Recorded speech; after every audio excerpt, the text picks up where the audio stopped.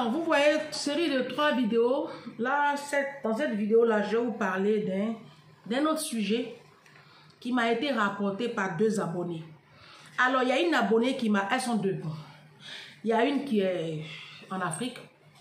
Et elle m'a dit, Ange, il faut que tu parles des belles-mères en Afrique. Les belles-mères africaines. C'est-à-dire les femmes qui viennent dans la vie d'un homme qui a déjà ses enfants. Et puis, elles viennent, elles séparent maintenant les enfants de leur papa.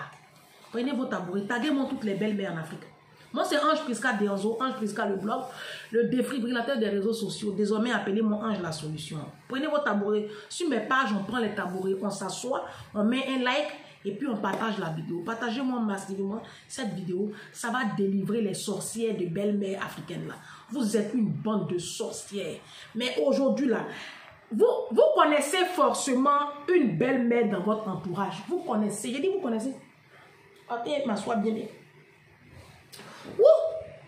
On peut être fatigué comme ça. Hey, nous les Apouchou là aussi, on souffre d'elle. Donc, je dis, taguez-moi les belles-mères africaines là. Qu'est-ce qui se passe? Taguez-les-moi, vous avez peur d'elles. Aïe. Tu as une belle-mère quelque part là-bas, il faut lui envoyer. Ma chérie, il faut envoyer à ta belle-mère la vidéo là. Si elle ne te parle plus, c'est pas grave. C'est qu'elle suit, elle avait écouté. Envoyez.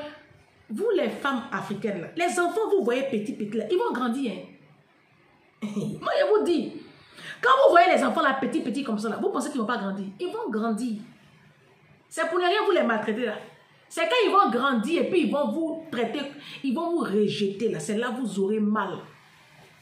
Il y a des belles-mères aujourd'hui qui traitent les enfants de leur mari d'ingrats. Mais tu as donné ici, tu as pris ici. C'est ingratitude, tu vas récolter. Prenez-moi votre tabouret, asseyez-vous là, bande de sorcières. Quand tu rencontrais le monsieur là, parce que généralement, même les belles-mères en Afrique là, généralement, comment elles arrivent au pouvoir? Comment elles arrivent dans le foyer là? Elles vont chez Marabout. Et puis le monsieur est marié. Hein. Elles voient que le monsieur a sa femme. Elles font tout et puis le monsieur il chasse sa femme. Il a déjà eu 2, 3, 4 enfants avec la femme. Il chasse la femme, il garde ses enfants. La femme s'en va du foyer et puis les enfants sont là. Et donc elle rentre. Quand elle rentre là, le monsieur mangeait. La dame qui m'a appelé là, quand sa belle-mère entrait dans le foyer, elle et puis ses frères mangeaient avec leur papa à table. C'est assez particulier en Afrique quand même, c'est rare. Le monsieur aimait ses enfants, il s'occupait il avait même des projets de grandeur pour ses enfants. Les emmener au Canada, étudier. Quand la sorcière est arrivée là, le monsieur l'a oublié tous les projets là. D'abord, les enfants ne mangeaient plus à table. Les enfants mangeaient maintenant avec l'aide de maison. Les filles que vous appelez bonnes là, voilà. Les enfants ont commencé à manger avec l'aide de la maison. Les tatas, les enfants ne mangeaient plus à table avec le papa. Le papa n'avait plus le temps pour les enfants. Et avant, il accompagnait les enfants à l'école avant d'aller travailler. Maintenant, les enfants, c'est l'aide de maison là qui les déposait à l'école. Il n'a plus le temps, il est avec sa femme. Entre-temps, sa femme, elle est venue avec ses 2 filles. Ah si.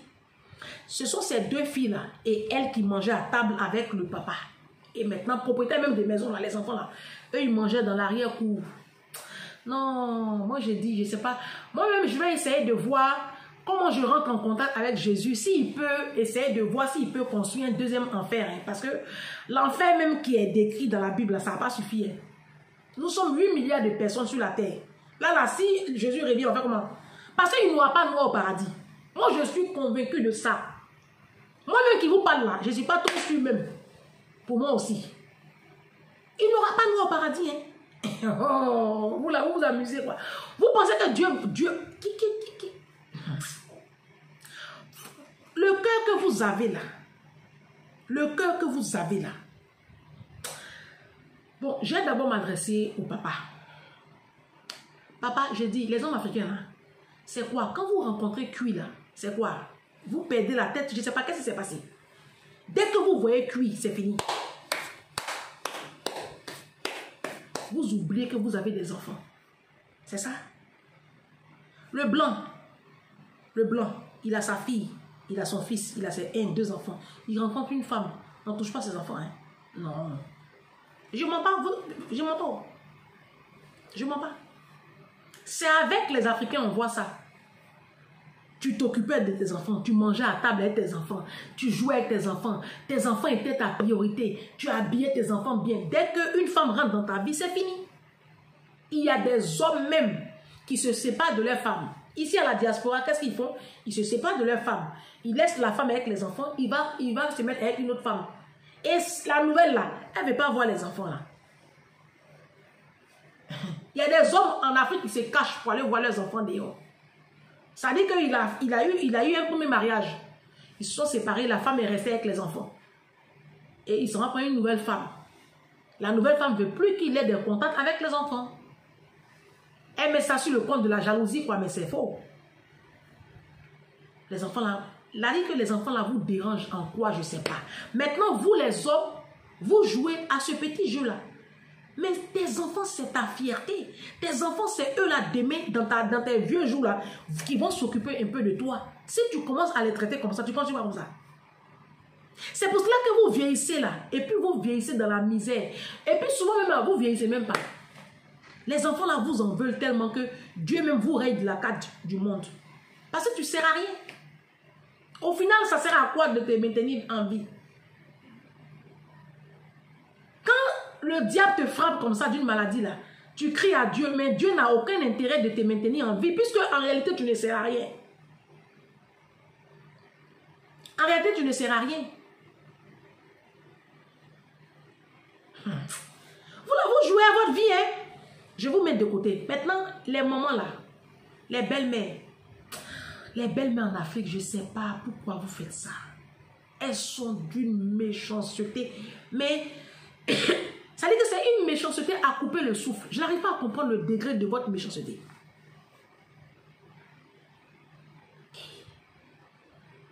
Est-ce qu'on peut faire ça?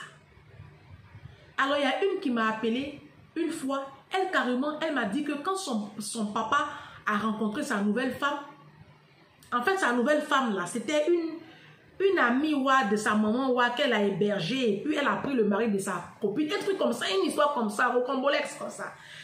Vraiment une histoire bizarre comme ça. Je ne sais même pas. Je sais plus. Un truc comme ça. Il y avait plusieurs histoires. Mais je pense. Donc, la femme est partie. Quand la femme est partie, son papa, il est diplomate. Il voyageait beaucoup. J'ai dit, quand le papa n'est pas là comme ça, là, son petit frère faisait pipi au lit. L'enfant devait avoir encore 13 ans, 12 ans. Il pissait sur lui. Quand l'enfant la pisse comme ça sur lui, là, l'enfant la pisse la nuit dans le lit, là, elle fait laper le pipi là, à l'enfant. L'enfant la lape le pipi. Et puis à coup de matraque.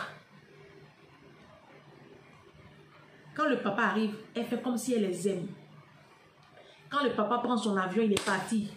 Ouh, la maltraitance commence de plus belle. Elle a maltraité les enfants là jusqu'en... Un jour, je ne sais pas ce qui s'est passé. En tout cas, médicament qu'elle a fait là, le monsieur là s'est réveillé. Médicament là, l'effet est fini. Le monsieur là s'est réveillé. Il a chassé. Et puis il a demandé pardon à ses enfants. Les enfants étaient déjà grands. Hein? Il y a une artiste en Côte d'Ivoire, je ne citerai pas son nom. Un jour, Caroline Da Silva l'accueille sur son plateau de Saint-Midi. Et puis, l'artiste, en fait, il a perdu sa maman quand il était très, très jeune. Et son papa a pris une sorcière. Toutes les belles-mères africaines, à 99% sont des sorcières. Elles toutes. Je n'en ai pas quelqu'un dedans. Parce que la femme africaine a du mal à aimer un enfant qu'elle n'a pas elle-même porté. C'est typique à la femme africaine. C'est comme ça elles sont. La femme africaine, enfant qu'elle-même n'a pas porté là, elle ne peut pas aimer. Donc, l'artiste arrive sur le plateau et on veut lui faire une surprise. Et l'animatrice, en voulant lui faire une surprise, l'animatrice fait venir la femme qu'il a élevée. On lui pose la question, la dernière fois que tu n'as pas vu ta maman, c'était quand? Il dit, ah, ça fait quand même un bon moment. En fait, ce n'est pas sa vraie mère. C'est la femme qui l'a élevée, mais ce n'est pas la femme qui l'a portée. Et on voit la femme qui fait son entrée sur le plateau. Tu vois son visage même là. Sur son visage là, c'est écrit sorcière. Non, non, mais sérieux, quand tu vois la femme qui est méchante, souvent c'est camouflé, mais souvent ça se voit sur le visage. le degré de méchanceté là. Elle est une vilaine femme. Avec un visage lourd. Et quand la femme a fait son entrée sur le podium, sur le plateau, la caméra a zoomé le visage de l'artiste. Son visage s'est décomposé. On sentait le dédain et le mépris sur son visage à la vue de cette femme. Et la caméra a zoomé le visage de Caroline Da Silva. Elle s'est rendue compte qu'elle avait fait une bêtise. C'est trop tard. Et donc, parce qu'on n'est pas bête. L'artiste n'était pas du tout content de la voir. Elle s'est assise. Et l'artiste, la Caroline Da Silva dit, on a fait venir votre mère sans votre consentement, on sait, on a déplacé la maman. Il dit non, c'est rien. Et puis, elle a dit, ah, mais votre maman... La maman même, on n'a pas encore posé question. Hein. La partie du film, là, je n'ai pas compris. On va poser question à son fils. Elle a dit, mon enfant, je ne le vois pas. Depuis, là, je ne le vois pas, j'ai faim. Tu n'as pas faim encore. Tu n'as pas encore faim. Que j'ai faim. On est en direct. Hein. Ce n'est pas une partie, on peut couper, c'est direct. Donc, du coup, Caroline dit, ah, maman, on a compris, ça va aller. Ton bébé est là, ton enfant est là, il va gérer. Et c'est là l'artiste maintenant qui dit, maman, t'inquiète pas, quand on va finir l'émission, je vais t'accompagner à la maison, je ferai ce qu'il y a à faire. Elle dit, mais je ne te vois pas. Tu vas le voir où? Les enfants que vous maltraitez là, après vous les cherchez. Si. En fait, Dieu s'arrange pour vous humilier d'une manière là, que après les enfants là, vous êtes obligés de les chercher. C'est Dieu qui fait ça. Changez, hein.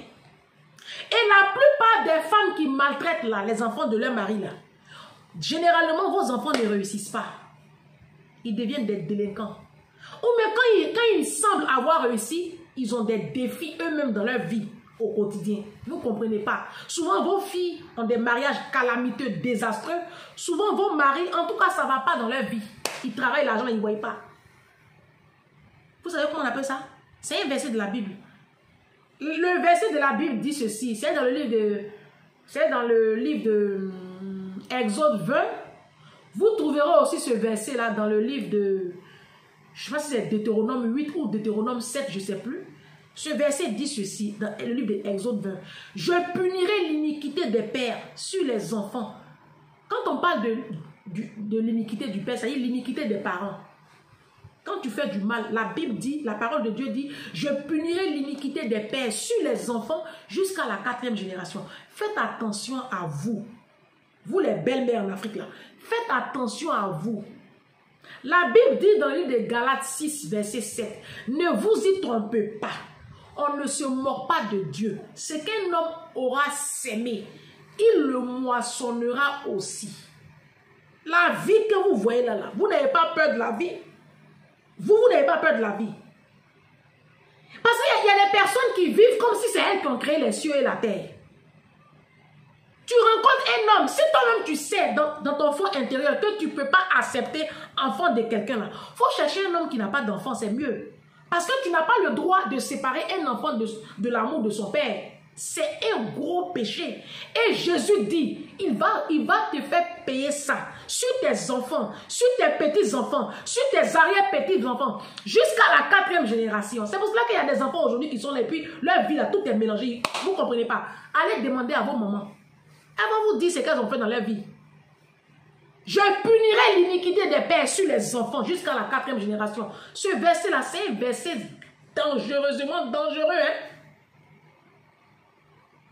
Méchanceté, vous faites en Afrique là. Méchanceté, vous faites dans la communauté. Vous les femmes africaines, vous les marates africaines là. Quand tu rencontres un homme, il a ses enfants, on ne te demande même pas d'être amoureux de ses enfants. On te demande juste de les respecter et puis de les considérer comme des parts entières de la maison. De la façon dont tu traites tes enfants, ils ont le droit au même traitement. Je n'aime pas l'injustice. Ce que vous faites là, c'est de la pure sorcellerie. Mais tu vas les voir les dimanches à l'église. Tu vas les voir les vendredis à la mosquée. Machallah. Mais c'est elles qui maltraitent les enfants de leur mari. Dieu vous voit. Dieu vous voit, hein. Dieu vous voit. Souffrance, vous allez... Ce qui me plaît, c'est que vos foyers là même, vous n'êtes pas en paix dedans. C'est la partie là qui me plaît. Ah, Jésus est fort. Jésus, il est trop puissant. Repentez-vous. Jésus revient bientôt. Repentez-vous. D'accord? On se dit à bientôt pour une prochaine vidéo.